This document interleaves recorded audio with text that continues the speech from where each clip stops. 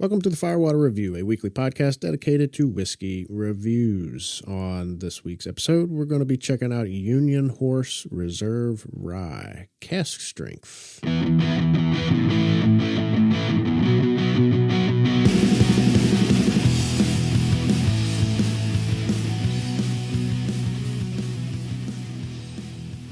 am your host, Seth Brown. I'm joined by my co-host, Mr. Aaron Cave.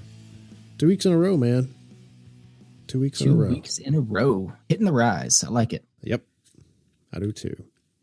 So I have lovingly called this the microwave bottle.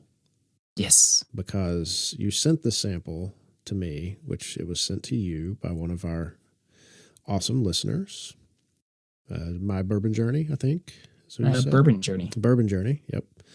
And I kept forgetting the name of it for whatever reason. So I have just lovingly dubbed it the microwave bottle because I can't say that I've ever seen a bottle that looks like this. And I would love to know the story behind why it looks this way. But it is one of the smaller plastic size sample bottles, like a mini bottle. And it really looks like it got stuck in a microwave. Yeah, I should post a picture. Yeah. So anyway, this is Union Horse Reserve Rye, barrel proof, and this is batch 1. I assume we have a pour from the same bottle, which was bottle 1244. Correct. And the proof on this is 112.3. That's good proof. Right up my alley. Yep, that is a good proof. A high proof rye. So what do you know about Union Horse? Union Horse is I've really been interested in this brand for quite some time. And it's kind of funny because I kept referring to it as Dark Horse when I first was saying we should do this show. It's like, hey, let's do the Dark Horse. And you're like, I never got a Dark Horse. I swear I sent you a sample of Dark Horse. And you're like, no. And we went back and forth for like days. It seemed like days. Yeah. Trying to figure this out. And then, because it was not in a normal bottle that I sent you. So you just kind of overlooked it. Yeah. And then I was calling it the wrong name. And well, not really the wrong name, but now the wrong name. Yes. So we'll get into that here in a minute. Yeah, I've been calling it Dark Horse forever. But when they first opened in 2010, the distillery name was Dark Horse. And due to a dispute between the distillery and a winery, they had to rename their distillery from Dark Horse to Union Horse. So I'm guessing the winery had rights to the name Dark Horse. And so they had to switch all that. So they are a grain to glass distillery. So everything is milled on site and then distilled on site and then barreled and bottled on site. So it's all grain to glass, which is really sweet. Yeah. And I love, when the craft distillery does it this way, because they can really, really pull out the flavors of the grain. Mm-hmm. If you're buying local grain, you can really make that local grain shine. And sometimes craft distilleries can really have just some great young whiskey just because the grain that they're buying is just so flavorful. And that's like a lot of the young ryes that we've been getting into just are phenomenal at 2 years, and it just blows you away. Yep. But it's because they're getting this great rye and they're distilling it the right way. And usually most of it's non-chill filtered, and it just gives you that great flavor. But these guys are doing 100% rye. So 100% rye whiskey. It's handcrafted and 500-gallon copper pot stills. And then the normal one, I think the normal rye is proofed down to 90. Mm-hmm. But this is the first release of their cask strength rye, which I believe in the future should be part of their lineup. Nice. I don't know if it is right now, but I think I heard down the road it will be part of their future lineup. And they're taking it, or this is this a single barrel or is this a batch? This is a batch. It's batch one. Is it? So Yeah. Batch one. So they're batching it and then, but still putting it in at whatever that proof that batch comes out with. So that's pretty great. So, and from what I know, they are aged at least 5 years. So, but being around since 2010, yeah, they've been around for 8 years, so they should have some pretty well aged stuff going on, I would imagine. Did you say anything about the barrels that they're aging them in? Are they full size or are they half? I don't have anything on barrel size. Gotcha. But not only do they do a rye, but they do a bourbon, and they also do a unaged whiskey and a vodka. So doing quite a bit of stuff. And they do use for the rye, they do use a sour mash process. Okay. Rye. 5 years, which I mentioned. Yeah, it's really cool that they do everything on site. Yeah. It's there's not a whole lot of craft distilleries that are doing everything on site. I know 2 here in Columbus do everything on site. They mill everything, and it's all grained glass type stuff. But very cool. Yeah. So. And you're off the hook as far as the name confusion goes. Yes. Yeah. They had to switch it. Yeah. I, on the other hand, am not, because I couldn't even think of Dark Horse. I was just calling it the microwave bottle. Yeah. But the funny thing was, back to your story about the name confusion and me swearing up and down that you didn't send me a sample of it, was that you sent me a text with the picture of the bottle. Oh yeah, I did get that. The microwave bottle. The microwave bottle. But yeah, it's not the typical Aaron Cave sample bottle. So I was totally, and I keep all the samples that I get from people together. It's like anything that you send me is all together, and anybody that sends me anything else, all of those samples are together. That way I don't get them mixed up. So this bottle was actually in with all of your other samples. I just was overlooking it. Yeah, just hiding. It was hiding right in plain sight.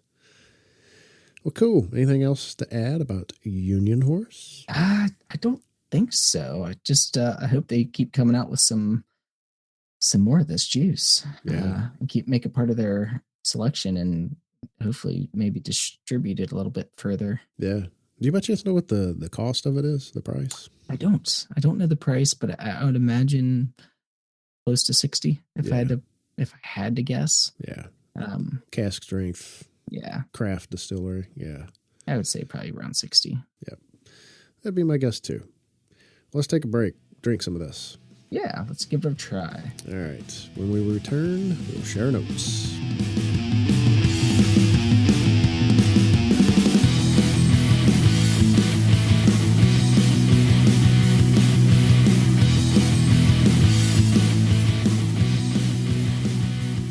Welcome back, everybody. In the break, we have been sipping on Union Horse Reserve Rye Barrel Proof Whiskey. And per the usual format, I will let Aaron kick it off, and I will bring up the rear. Take it away, sir. All right. So on this nose, it's not your typical rye nose. For me, it's very kind of sweet forward. I got a lot of butterscotch and toffee up front with a little bit of orange zest, just a hint of pepper, a little bit of clove, a little bit of rye, some nutmeg, and some nice toasted nuts. I didn't really get any wood on the nose. On the palate, a lot of vanilla, caramel, raisins. Get a lot of those just dark dried fruits, some figs. Then I get a little bit of cinnamon, some ginger, a little bit of dill, and then some just like nice fresh berries. And maybe like a raspberry, blueberry. I'm not quite sure, but it just has this like berry taste to it. And then just a little bit of oak. And then the finish is long with a little bit of caramel, rye, some nice anise notes. Get that berry again, and some light oak. All in all, I really liked it. I thought it was a solid offering. Perfect proof. I gave it a 87. Sweet. Always a good score. Yeah. Even for blends. Yeah. But ching. Yep. Yeah, this was definitely a unique rye. And we were talking on the break that we were originally going to review this back in mid-December. And I remember now, after revisiting this, that it took me a while to really, I don't know, kind of fill out the nose of it because it was so different than really any other rye that I can ever remember having. So it's very unique in that aspect of it. On the nose, I was getting some raisins, the toffee, caramel, some good rye spice, but it's not, to be 100% rye, it's not like, wow, it doesn't smell like a loaf of rye bread or anything. Some cinnamon. The little oak that I do get was more of a fresh oak. Some nutmeg, and I mentioned the cinnamon. But the more I came back to it, the more and more that cinnamon and nutmeg really jumped out at me. The palate, it was very good mouthfeel to it. It had a little bit of youth to it. You mentioned it was about 5 years old, but it's still very enjoyable. I get some sweet corn to it, oddly enough. I don't know how, but I was picking up some. And the rye, cinnamon spice, caramel, toffee didn't have as much bite to it as what I thought it might at the proof that it is, but it was it still had some good spice to it. Very enjoyable though. Medium to long finish for me. Leans a little bit more towards the long side. Good amount of cinnamon. I got more oak on the finish than I did anywhere else. A little bit of cherry and more of that toffee on the finish, and it was that sweet, almost a little earthy. Maybe it was the clove. I think you mentioned, but at the time I just couldn't quite put my finger on it. But it did have a nice earthiness to it. So now the more I go back to it, it probably is some clove. I gave this one an 86. Nice. Very nice. Easy math. Just the way we like it. Yes. No hard math here. 86.5. I can dig it. That's a good score, though. Yeah. Good score for a nice craft distillery rye whiskey. Grained glass. Yeah. Yeah, I'd be interested in trying some of their other offerings, too. Yeah. Their distribute is pretty local, I think. It's not huge. Where'd you say they were out of? They're out of, I didn't say Kansas. Probably should have said that. Oh, okay. They're out of Kansas. You said it in before we recorded. Maybe that's what I'm thinking of. Kansas. We're not in Kansas anymore. We are not. But yeah, this was an interesting one. 100% rye, and I just, going back to my notes, I was like, where the hell did that corn come from? But I was getting a little bit of sweetness to it. Yeah, I don't know. I was pulling out some sweetness too. I wouldn't say it was quite corn, but I think it was. I mentioned like I was getting a lot of dried fruits, and that's kind of where I was getting the sweetness. I felt like I was getting some raisins and figs. So, yeah, I could see that coming back to it now. Yeah, but yeah, I liked it. I thought it was pretty solid. I mean, if it was around here, I'd pick up a bottle for sure. Yeah. How big are they? You said it was a 500-gallon pot still, so I can imagine they're too big. Yeah, I don't think they're pumping out a ton, but I'm sure they're getting around. So that's cool. Excellent. This was Union Horse Reserve Rye, barrel proof, and you said they have a cut version of this too. Yes, yeah, a bourbon, a regular rye. I think they're both 90 proof. A white whiskey, and a vodka. Excellent. Well, be on the lookout for it. Excited. Yeah, big thanks to Bourbon Journey for sending us samples. Absolutely. Always enjoyed it. Microwave bottles, yo. Yeah. I'm keeping this thing, man. This is great.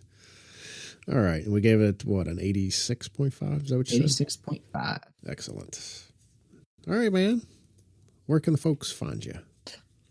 I am at Bourbon Cave on Instagram and Twitter. I write for the Sons of Winston Churchill and for the Bourbon Zeppelin. And you can always find me here on the Fire Watcher Review. And I am Seth P. Brown on the Instagrams, and I would say every 8 months on Twitter. And you can find me on this show. You can find this show on iTunes, Google Play, Stitcher, and the YouTubes, audio only. Perhaps someday we'll have video. Maybe.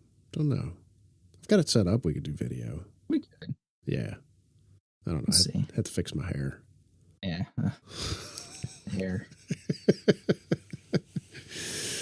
Anyway, you can find all of the shows on abvnetwork.com. We appreciate your reviews, your feedback. Let us know what you want us to review. We do have some good upcoming reviews, I do believe. We have a sample that was sent to us. Did you receive your sample, by the way? I did. Okay, I'm looking forward to trying it. I think that should be our next show, actually. Yeah. Well, why don't we just go ahead and announce that then? Let's do it. Yeah. So the folks at Wyoming Whiskey sent us their latest release of Double Cask Bourbon Whiskey. It is a 100 proof double casked bourbon from Wyoming Whiskey. And hopefully once they have samples available of another whiskey that they are releasing, they will be sending that to us as well. So be on the lookout for that on the next episode of Firewater Review. And anything else? I don't think so. Just happy to be back and recording and getting some shows out for everyone. Indeed. Yeah, we got some good stuff coming up, man. We've got some fun things coming up the late summer, I guess. That's a ways off, but man, I'm looking forward to it. Oh, yeah. Very much looking forward to that. So anyway, we'll be kicking some more shows out. So yeah, next week, be on the lookout for Wyoming Whiskey, and there's the Double Cask Bourbon at 100 proof. And until then, please drink responsibly and cheers. Later.